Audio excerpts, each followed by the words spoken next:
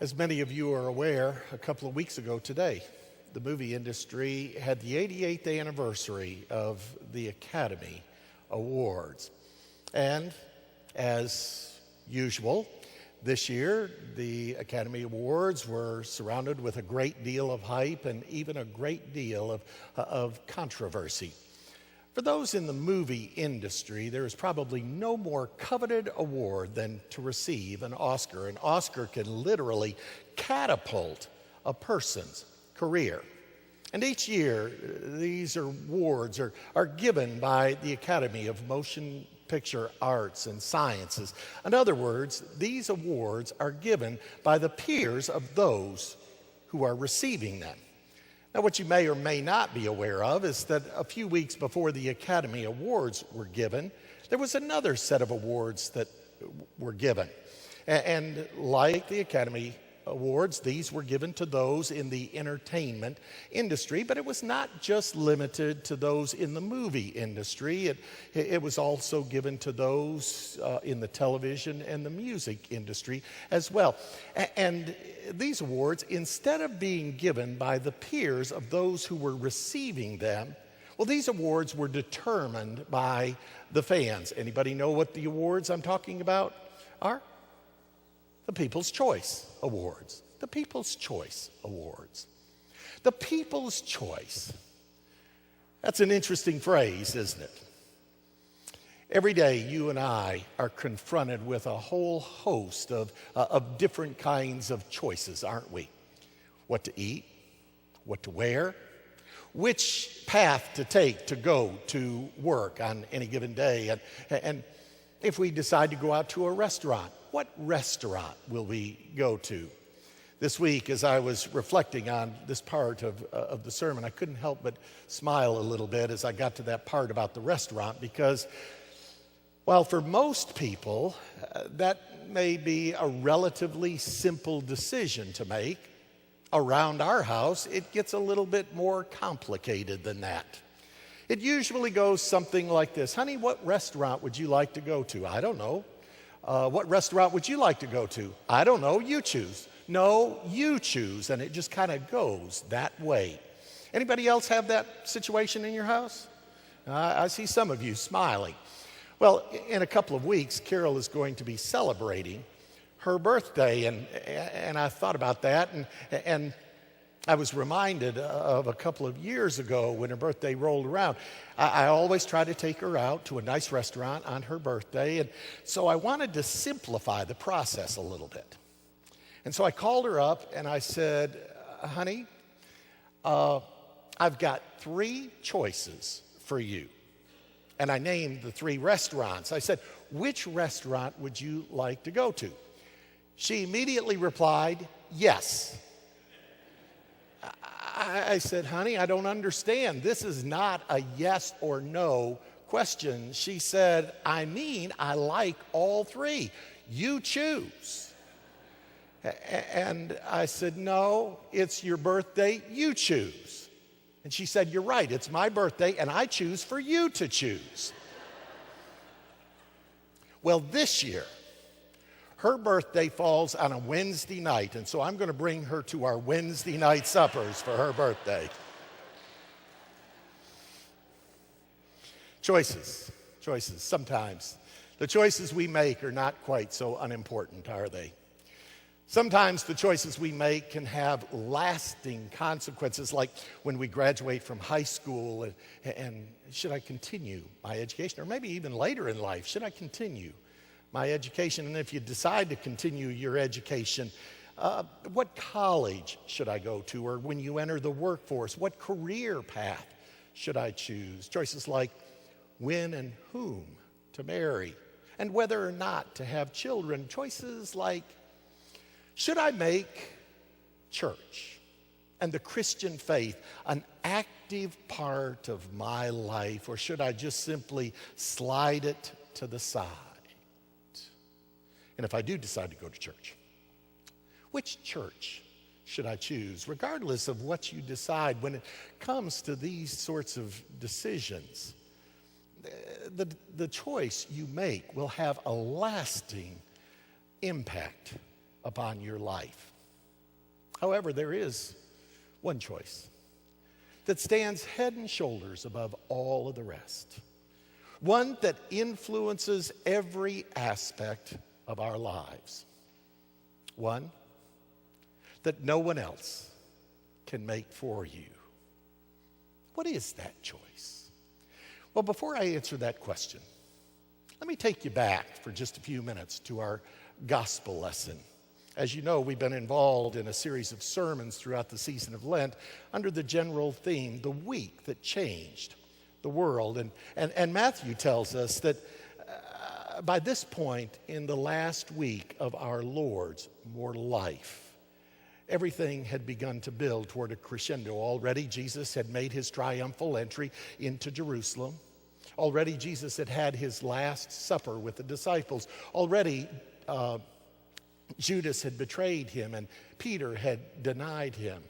Already the soldiers had come and arrested Jesus, and the chief priest had put him through the humiliation of a mock trial. And now Jesus stands before Pilate for the final verdict. Try to picture that scene for just a moment.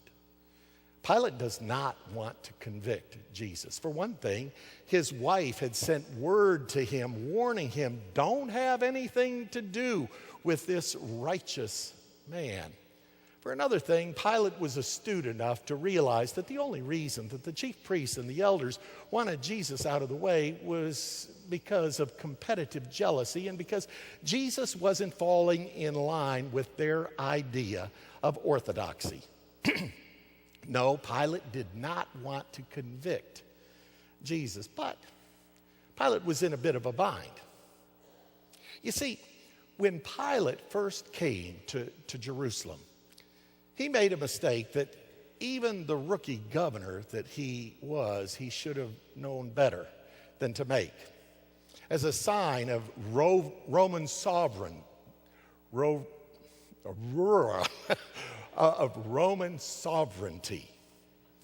he ordered that various symbols of Rome be placed strategically throughout the Jewish temple. Now, Pilate knew that this was going to infuriate the people, so no sooner did he give the order than he retreated to his version of a vacation home in Caesarea in order to wait until everything calmed down.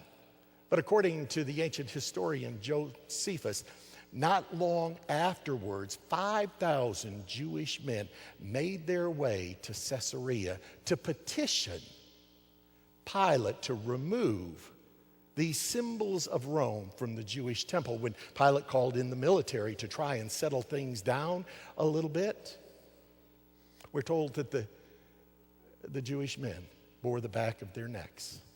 And they said to him, you can cut off our heads, but do not desecrate our temple.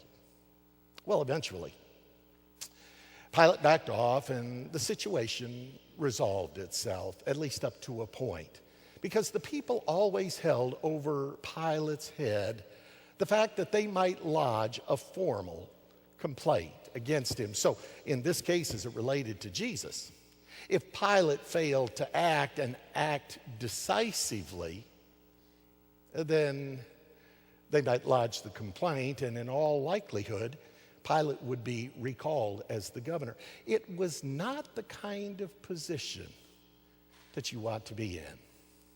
But then suddenly, Pilate comes up with an idea. It was the Passover, and it was customary during the season of the Passover to release a prisoner. And so Pilate begins to think about all of this. After all, he thinks, why not give the people a choice? After all, he has two prisoners, both of whom are named Jesus. Jesus Barabbas and Jesus the Christ. Both prisoners are being incarcerated for political reasons. Jesus Barabbas because he was a political insurrectionist and a murderer. And Jesus the Christ, well, we know his story. Both are facing the death penalty. One for very obvious reasons, and the other was condemned because of love. Why not, thinks Pilate to himself, why not offer the people a choice? Pilate figures that given the situation, it is going to be a slam dunk. Jesus Barabbas will go to the tree, and Jesus the Christ will be set free. Pilate will look like he has his doctoral degree in diplomacy, and at long last, all the pressure will be off. And so Pilate turns to the crowd, and he shouts to them with a smile on his face, "Which one would you like for me to release to you, Jesus Barabbas or Jesus who is called the Christ?" But there had been some things going on that Pilate had not counted on. He had not counted on the fact that there was a lot of lobbying going on behind the scenes. He had not counted on the fact that there had been those who were persuading the people to choose Barabbas. He had not counted on the fact that when it came to the fate of Jesus, there would be those who would cry out, crucify him. And so is it any wonder that as the whole scene comes to an end, Pilate is seen washing his hands and shouting at the crowd, "This is your choice. This is your problem. I'm washing my hands of all of it. I'm innocent of this man's blood." Now the thing I couldn't shake myself of this week as I was pondering this passage in preparation for this morning's message was the choice that was given to the people. On the surface of it, it seems like a simple enough choice. It seems like a choice between two men, Jesus Barabbas and Jesus the Christ. And I'll be honest with you, as at the beginning of this week, that's where my sermon started. But the more I began to dig a little bit, the more I began to discover that this was not simply a choice between two men. This was a choice between the two kingdoms that each of the men represented. Jesus Barabbas, as I mentioned a moment ago, both men were named Jesus. And this is a very important point to note. What Matthew wants us to see is that we are dealing here with two messianic figures. Jesus Barabbas was a political insurrectionist and a murderer. The name Barabbas literally means son of the father. And in ancient Judaism, the word father was often used of a very famous rabbi. And many scholars believe that Barabbas grew up in the home of a famous rabbi, but at some point he turned his life from a life of faith and love and made the choice of moving in a different direction. He became a criminal and an insurrectionist and eventually a terrorist. He built his whole life upon the kingdom of power and greed and violence. And people to him were simply objects to be used to get what you want. But Jesus the Christ, of course, was the polar opposite of this. His whole life was built upon love and compassion and grace. He fed the hungry and ate with sinners. He gave sight to the blind, hearing to the deaf, and helped the lame to walk. He offered forgiveness to those who were burdened down with guilt. He gave hope to the hopeless and life to the lifeless. And wherever he went, people came to life in ways that they had never known before. Rough, crude fishermen like Peter and James and John and Andrew left their fishing boats and started fishing for people, which means that they started sharing the good news of the gospel of God's love. Tax collectors like Matthew and Zacchaeus got up from their tax collectors' tables. Their life turned on a dime, and they never again looked back. And people were to him not objects to be used, but children of God to be loved. So, as Pilate stands before the people, and he asks the question, which one would you like for me to release to you? What he's really doing is he's asking, which Jesus do you prefer?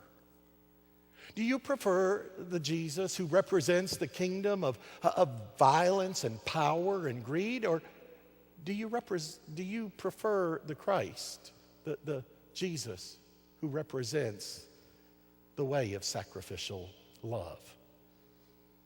Again, on the surface of it, that question may seem like an easy enough choice to make, but really it is not. Because, you see, to choose the path of sacrificial love is, in the words of M. Scott Peck, to choose the road less traveled. It is to put others ahead of yourself. And it is to meet their needs even at the expense of satisfying your own wants. It is to forgive those who have wronged you. It is to see those who threaten you, not just as enemies, but as children of God to be loved. It is to risk rejection of people and pain. Try just for a week to walk the path of sacrificial love in all of the different areas of life, and you will discover just how difficult it is. And yet at the same time, if you look back across the pages of the history books, you will discover that every kingdom that has ever been built on power and greed and violence has always gone by the wayside. Where are the Babylonian and Assyrian empires? Gone. Go to Italy, and what will you find? The ruins of Rome. Hitler once suggested that the Third Reich would last 1,000 years. He missed by 988 years. At the same time, there have been those people along the way, people like Augustine and St. Thomas and St. Francis, people like Martin Luther and John Calvin and John Wesley, people like Martin Luther King Jr. and Mother Teresa and Billy Graham, and countless people right here in this congregation who have discovered that the kingdom of our God and of his Christ, the kingdom of love and grace and compassion and justice, is a kingdom that will never end. So, the choice that is put to us is the choice: how willing are you? How willing am I to embrace the Jesus of sacrificial love? How willing are you? How willing am I, by the grace of God, to move toward becoming a fully devoted follower of this Jesus, the Christ? It is a decision, it is a choice that no one can make for you. It is a choice that you must make, and it is a choice I have found that you have to make every day of your life. What I've also discovered, though, is that if you choose to go the way of becoming a devoted follower of Christ, while you will make your mistakes along the way, your life will open up to you in wonderful, marvelous ways that can only be given to you by our God. And that, dear friends, is the good news for this morning. Our gracious and loving God,